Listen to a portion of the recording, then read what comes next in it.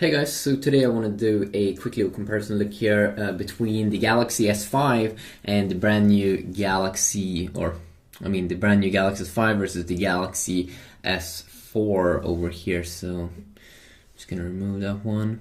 Let's just do this quick little video here, and yeah, so we have these two phones over here, and one is new and one is older. So Galaxy S5 here, of course, that's the new edition of the Galaxy lineup here. Comes with a little bit bigger display, 5.1 inch instead of the 5-inch display here that we do get. So a little bit on the S4, so a little bit bigger display here. It should be like waterproof. You have a heart rate sensor here, and then you'll see your beats per minute. Camera here, 16 megapixel upgrade. A little bit of a different design. It's water resistant and dust resistant, so you have a closing here, so you can like drop it in water and should be able to handle that pretty good actually. Versus this one, not waterproof. This one is the GTI 955 of the S4. It is actually coming with Snapdragon 600. This one has Snapdragon 801 actually. And I mean, we have a lot of UI updates that I can quickly show here. Of course, you can see you have more of a flat UI look here on, let's say, the icons.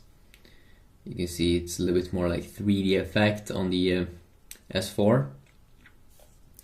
And then we do have the area here where you see all the icons. Here you can see we have widgets and apps section. Here we just have apps all the way. And you can tap up there to see uninstall and disable. Here you have the tap on the menu key down here. So a little bit different there. If you take a look at these capacitive touch buttons down here, you can see we have, of course, a home button on both. On the right side here on the S4, you have a back key, yeah, we also have a back key here on the S5. But the multitasking here is a little bit different. On the S4, you just like hold in the home button. Here, if you hold it in, basically what it will bring up is just Google, so you can search quick. And then here on the left side here, you do have actually multitasking. So they moved that, so you no longer have that like menu key. I guess that is going to be more inside of apps, so that can definitely be good there to know. If we continue on here to see some big UI updates, one of them of course is inside here, where you can see more rounded off icons. Still have the same kind of widgets and stuff. Of course I can't go over everything exactly in this video, I just want to go a quick overview here. But I definitely do enjoy this more. Looks a little bit more updated actually. More of like a nice UI update, if you do ask me. So if we move on and check out some other specs differences here, of course, if we just go into settings here, you can see that the menu is definitely different here. We have more of like a rounded design inside of here. You can also change it actually, so you can change it to list view, and that's how it looks. Here you have just different tabs. So personally I think this is like a little bit of a better system, and I do enjoy this like grid view here.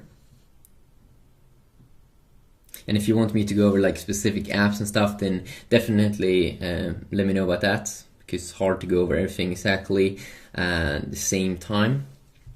But if you see about device, you can see both are running latest Android here, 4.4.2. But of course there are some key differences here. I'm also going to go over display. I can see that this display is way more like red, it shines, and it looks very, very nice. They might have different setups at the moment, so I'm gonna go over that as well probably.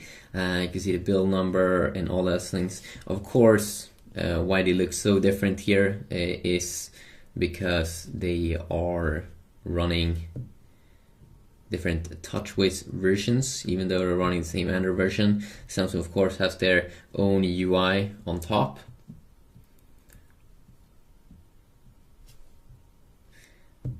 So that is quite nice actually.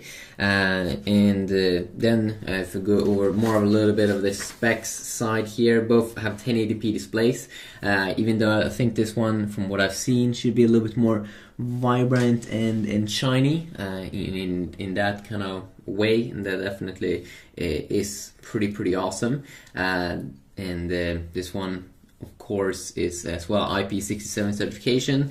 Has a fingerprint sensor, which I haven't had time to test. That's why probably the home button is a little bit lower down than what it is on the Galaxy S4. Here it stands out a little bit.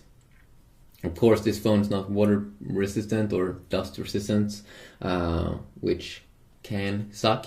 You have 200 extra milliamps as well of battery life inside of the Galaxy S5, so you should probably be able to maybe even get some better battery life time there. What's interesting here is the S5 doesn't seem to be available in a 64GB variant at the moment, only 1632. Definitely seems to be that they increased the price this year around as well, which kind of sucks as well, because price is like, yeah, that's a big one. I'm also going to go over things like the camera, of course. You can see I have actually messed up the camera here, something on the lens and something. I have this cracked, but the whole UI is updated here. So you have a mode button here on both, but it looks so different. So that can definitely be fun to go over in a specific video if people are interested in that. I also think that the S5 has like 4K video recording or something, and that is like totally insane. But I haven't had time to test the camera that much, so I'll definitely probably go over that in more videos. But the front-facing camera is still like it's 2 megapixel on both these devices over here. Both have, of course, NFC and IR and Bluetooth, like the same version. And then, of course, both have Gorilla Glass 3 and that could definitely be fun there to know. What else is that could be fun? Yes, as I did like mention there with the battery life, that 200 extra milliamps here inside of the S5. Of course, there are a ton of new like cool features that I need to go over, like this ultra power saving mode in the S5. So you can see here when I activate power saving here on both devices, you can see it goes into full dark mode. Here now I have power saving on my S4, but it's not ultra power saving mode, and this is like some kind of extreme mode, so you can have like battery that can last very long time, or a phone that lasts very long time, and you can still use like things like the internet browser, messages, phone. And also that they bring great focus here, bring great focus to how much battery percentage you have, estimated standby time 11 days, which is kind of nuts actually. It's pretty insane. You can just pop up the internet browser here, and it kind of looks like it became like Chrome inspired. And each time you activate this mode, you kind of have to activate Wi-Fi, it seems. Then we have some other cool things about the phone that I'm also going to go over in other videos. Things like the internet speed is like totally nuts on this device, like download speed. So I definitely want to compare that. So you can see fully working browser and everything. And let's see if we can disable that again. Let's see if we have the speed test app here. Just quick here.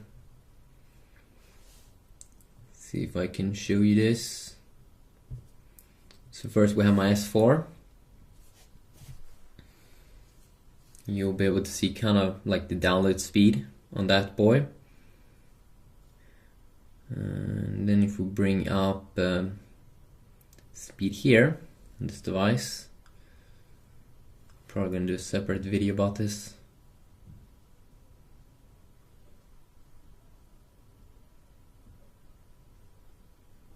Wow, why don't I find more That's weird. Usually I do find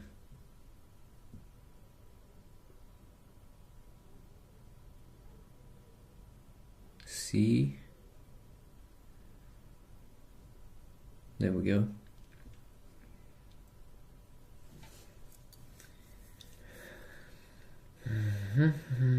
So you can see, I mean, look at the download speed. You can definitely see that it's way improved. Sometimes I even get higher, way higher actually. The upload speed seems to be about the same, and yeah, that could be fun there to know.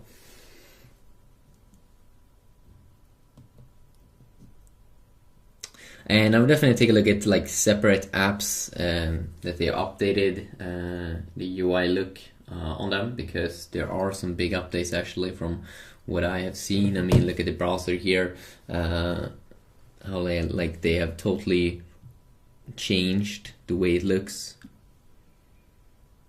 GSM.